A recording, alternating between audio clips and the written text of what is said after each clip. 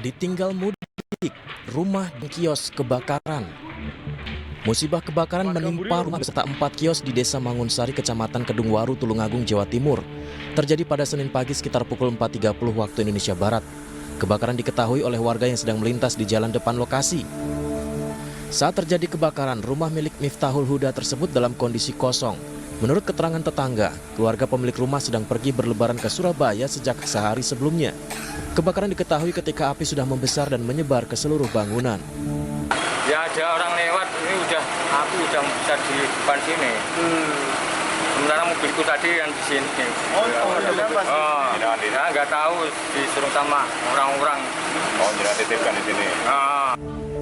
Petugas pemadam kebakaran Tulungagung yang menerima laporan menerjunkan 3 unit mobil pemadam serta 2 unit truk tangki suplai air. Api berhasil dipadamkan sekitar 1,5 jam kemudian. Sedangkan proses pendinginan berlangsung hingga lebih dari 1 jam.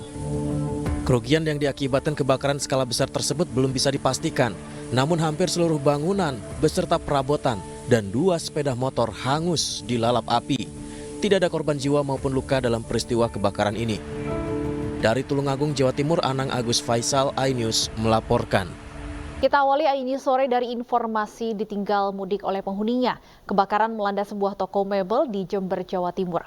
Tidak ada korban jiwa, namun seluruh isi toko ludes dilalap api.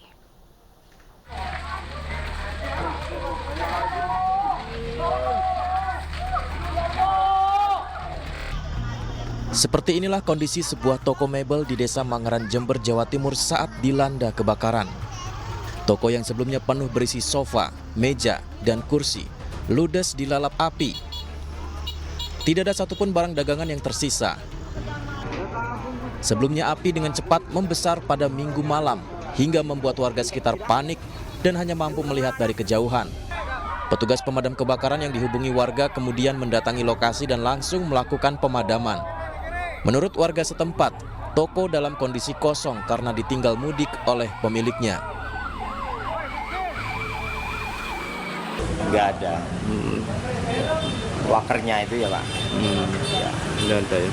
Berlebaran ya belum? Iya, keluar semua. Kebakaran diduga disebabkan oleh korsleting listrik. Tidak ada korban jiwa, namun kerugian ditaksir mencapai 500 juta rupiah. Dari Jember, Jawa Timur, Bambang Sugiarto, iNews melaporkan. Kita beralih ke informasi lain, pemirsa, sejumlah tempat wisata di Jakarta dipadati pengunjung di libur lebaran kali ini. Mulai dari Ragunan hingga kawasan Monumen Nasional menjadi lokasi favorit warga untuk berlibur bersama keluarga.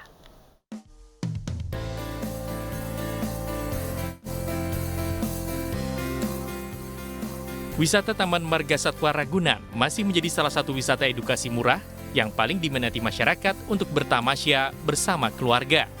Pengunjung bisa menikmati suasana di Ragunan dengan membayar seharga Rp4.000 untuk dewasa dan Rp3.000 untuk anak-anak. Karena mungkin lebih ekonomis, harga tiket masuknya, terus juga lebih dekat dari rumah saya, terus juga lebih seru ya, lebih banyak ya dibanding satwa-satwa lainnya gitu. Keseruan apa aja sih yang ada di sini? Seru banget karena banyak tukang makanannya juga. Hingga kini tercatat ada sekitar 15.000 pengunjung yang datang ke Ragunan. Jumlah ini pastinya akan terus bertambah. Selain di Ragunan, kawasan Pantai Indah Kapuk juga dipadati pengunjung. Salah satunya di tempat wisata Aloha Pasir Putih yang menyuguhkan suasana pantai layaknya di Hawaii. Pengunjung yang datang pun tidak perlu membayar. Mereka hanya harus mengikuti atau memfollow akun Instagram resmi dari Aloha Pasir Putih. Saya dari Jambi. Liburan ke sini. Untuk di Jakarta sih udah keren sih. Di sini kan jarang ada kan yang tempat-tempat kayak Bali vibes gitu. Hingga kini pengunjung yang datang terus bertambah. Bagi warga yang datang diimbau untuk menjaga kebersihan di sepanjang pantai Aloha, Pantai Indah Kapuk. Sementara itu di kawasan Monumen Nasional, warga terus berdatangan untuk menghabiskan libur lebaran. Hingga kini total pengunjung mencapai 1.000 orang. Pengunjung yang berasal dari berbagai daerah ini datang untuk menikmati suasana kawasan Monas. Monas sendiri sempat ditutup pada hari pertama lebaran. Namun kini telah dibuka hingga tanggal 30 April 2023. Monas akan kembali ditutup pada tanggal 1 Mei 2023 karena bertepatan dengan libur nasional Hari Buruh. Tim Liputan iNews melaporkan. Sementara itu, pemirsa, cuaca panas menyengat selama sepekan terakhir. Badan Meteorologi, Klimatologi, dan Geofisika BMKG meminta warga menggunakan tabir surya. Menurut BMKG, cuaca panas ini akibat dinamika atmosfer yang tidak biasa dan gelombang panas di wilayah Asia.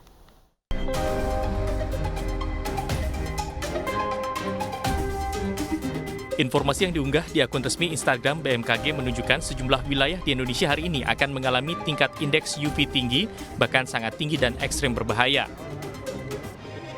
Indeks UV adalah angka tanpa satuan untuk menjelaskan tingkat paparan radiasi sinar ultraviolet yang berkaitan dengan kesehatan manusia. BMKG mencatat indeks UV mulai meningkat pada pukul 8 waktu Indonesia Barat, di mana wilayah tengah dan timur Indonesia mulai masuk level moderat, lalu level tinggi. Pada pukul 11 hingga 12 waktu Indonesia Barat, BMKG memperkirakan tingkat indeks UV di wilayah Indonesia sangat tinggi hingga ekstrem. Di level tersebut, indeks UV berkisar 8 hingga 10. Peningkatan suhu ini akan terjadi di seluruh wilayah di Indonesia. Berkaitan dengan hal tersebut, BMKG pun mengimbau masyarakat Indonesia untuk menggunakan tabir surya dan mengurangi waktu terpapar matahari pada pukul 10 hingga 16. Tim Liputan iNews melaporkan. Dan pemirsa, untuk membahas selengkapnya, kami telah terhubung dengan Koordinator Sub Bidang Informasi Gas Rumah Kaca BMKG, Albert Nahas. Selamat sore, Pak Albert. Selamat sore, Mbak. Baik, Pak Albert, BMKG sampai mengeluarkan imbauan untuk warga menggunakan tabir surya atau sunblock. Seberapa berbahaya, Pak, cuaca panas yang memang kita rasakan beberapa hari terakhir ini? Iya, Mbak. Jadi memang cuaca panas di kawasan Asia pada umumnya dan Indonesia pada khususnya pada beberapa hari terakhir ini memang sangat berbahaya, terutama bagi orang-orang yang beraktivitas di luar ruangan. Dan tadi seperti disampaikan dalam beritanya, paparan terhadap sinar UV khususnya bagi orang-orang yang beraktivitas di luar dapat berakibat pada hal-hal yang tidak diinginkan, terutama untuk kesehatan. Dan dari BMKG sendiri, kami sudah memberikan informasi prediksi mengenai sinar UV ini, indeks sinar UV ini, agar menjadi perhatian dan bisa dilakukan tindakan antisipatif seperti tadi memakai tabir surya ketika berada di luar ruangan dan berusaha untuk membatasi aktivitas kalau memang harus beraktivitas di luar ruangan. Prediksi dari BMKG, cuaca panas ekstrim ini akan berlangsung berapa lama, Pak Albert? Iya, jadi memang pada saat ini di Indonesia pada khususnya sedang mengalami masa musim peralihan dari musim yang kemarin cenderung basah ke arah kering atau memasuki musim kemarau. Dan dari indeks El Nino yang merupakan salah satu indeks yang mengindikasikan kondisi kering atau basahnya suatu wilayah, pada saat ini memang kita masih dalam kondisi netral mengarah kepada kondisi El Nino seperti diprediksikan oleh BMKG. Dan dari prediksi BMKG sendiri, kondisi ini akan bertahan hingga sampai pertengahan tahun 2023. Sementara itu untuk kondisi yang terakhir, kondisi mengenai cuaca yang panas ini memang seperti tadi disampaikan dan diinformasikan melalui BMKG, bahwa kondisi yang saat ini terjadi memang fenomena yang khusus terjadi karena adanya dinamika atmosfer di wilayah Asia yang menyebabkan kondisi cuaca cenderung lebih cerah, dan ini yang mengakibatkan cuaca panas yang kita rasakan. Dan dari prediksi BMKG sendiri, cuaca ini masih bertahan paling tidak sampai pertengahan minggu ini. Di India bahkan sampai belasan orang meninggal dunia, Pak Albert, akibat sengatan panas atau heat stroke. Apakah cuaca panas ekstrim di Indonesia ini levelnya seberbahaya itu juga atau ada perbedaan sebenarnya? Baik, Mbak. Jadi memang ada sedikit perbedaan dari penggunaan istilah yang kita gunakan saat ini. Jadi untuk gelombang panas itu sebenarnya dari definisi Badan Meteorologi Dunia adalah kejadian di mana suhu udara maksimum itu lebih tinggi 5 derajat atau lebih dan dirasakan paling tidak 5 hari. Dan kondisi ini kalau dari pemantauan BMKG belum terjadi di Indonesia, tapi memang dalam beberapa hari terakhir ini kondisi panas ini sangat dirasakan. Nah, sementara untuk negara-negara lain seperti tadi di India, ini memang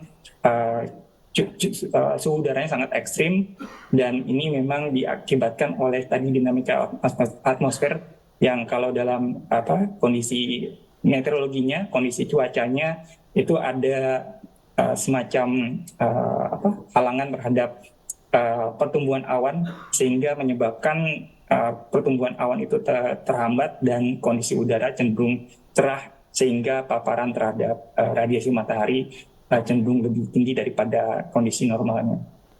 Baik, Pak Albert, saat ini kan juga masih dalam masa arus mudik, arus balik lebaran. Ada imbauan dari BMKG terutama untuk pemudik yang menggunakan motor yang mungkin sesaat lagi akan mulai kembali ya dari kampung halaman kembali ke ibu kota dan wilayah sekitarnya. Baik, ini memang sangat disayangkan kondisi cuaca pada saat ini sangat panas. Tadi di akhir musim di akhir bulan Ramadan kemarin cuaca ini sudah dirasakan. Dari BMKG kami sangat mengimbau kepada masyarakat yang hendak balik ke tempat aktivitasnya untuk selalu menjaga kesehatan tubuhnya, perbanyak mengkonsumsi air untuk menjaga tingkat air di dalam tubuhnya, kemudian memakai pelindung, memakai jaket dan juga memakai tabir surya tadi untuk melindungi dari paparan sinar UV, dan tetap waspada ketika di jalan, dan kalau memang harus beristirahat, mengambil waktu untuk istirahat supaya perjalanannya aman sampai dengan tujuan. Baik, jadi kurangi aktivitas di luar ruangan, gunakan tabir surya atau sunblock jika memang harus beraktivitas di luar ruangan, dan tetap terdehidrasi ya, minum air putih untuk meminimalisir dampak cuaca panas ini. Terima kasih Pak Albert sudah bergabung bersama kami di AINews Sore. Sehat selalu. Pemirsa, hari ketiga libur lebaran, arus lalu lintas dari arah Bandung menuju Lembang padat. Mayoritas kendaraan hendak berlibur di sejumlah objek wisata di kawasan Lembang.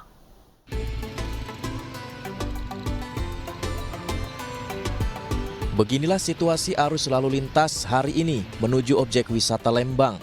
Antrian kendaraan-kendaraan dari arah kota Bandung mengalami kepadatan mulai dari Jalan Setiabudi.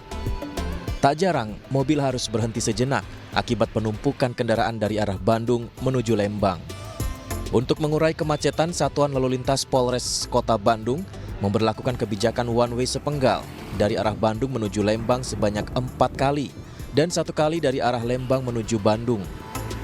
Wisatawan dari berbagai daerah memanfaatkan libur panjang Idul Fitri 1444 Hijriah untuk berwisata di kawasan di Lembang, Kabupaten Bandung Barat. Kendaraan milik pribadi baik lokal maupun kendaraan luar Bandung terus berdatangan untuk berwisata. Polisi menghimbau wisatawan menggunakan jalur-jalur alternatif agar tidak terjebak kemacetan.